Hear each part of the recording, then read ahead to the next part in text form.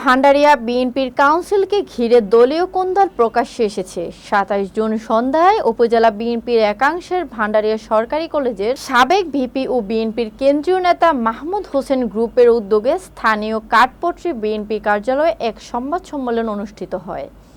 পিরোজপুর জেলা প্রতিনিধি কবির খানের পাঠানো তথ্যচিত্রে থাকছে বিস্তারিত।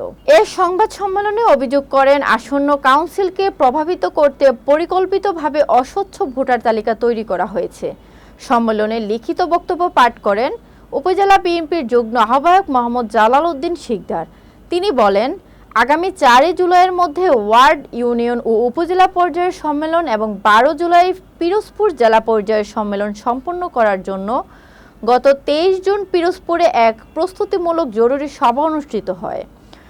সম্মেলন সফল করার জন্য তৃণমূল পর্যায় থেকে বিগত দিনে যারা দলীয় আন্দোলন, লড়াই সংগ্রামে সম্পৃক্ত ছিল বা যারা প্রত্যক্ষ এবং পরোক্ষভাবে বিএনপির সহযোগিতা করেছেন তাদের অগ্রাধিকার দেওয়া হবে। সেজন্য গত কয়েকদিন পূর্বে স্থানীয় সড়ক ও জনপথ বিভাগের বাংলোতে বিএনপির বরিশাল বিভাগীয় দায়িত্বপ্রাপ্ত বিএনপির কেন্দ্রীয় নির্বাহী কমিটির বন ও পরিবেশ বিষয়ক সহ সম্পাদক কাজী রওনাকুল ইসলাম টিপুর হাতে উপজেলা বিএনপির দুই গ্রুপই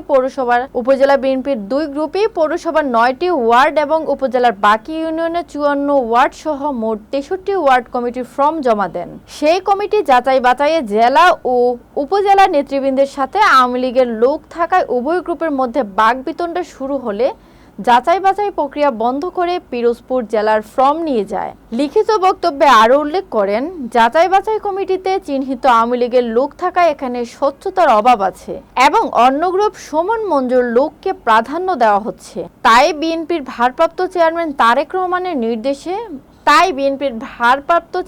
তারেক রহমানের নির্দেশ মোতাবেক স্বচ্ছ ভোটার তালিকা করার আহ্বান জানান।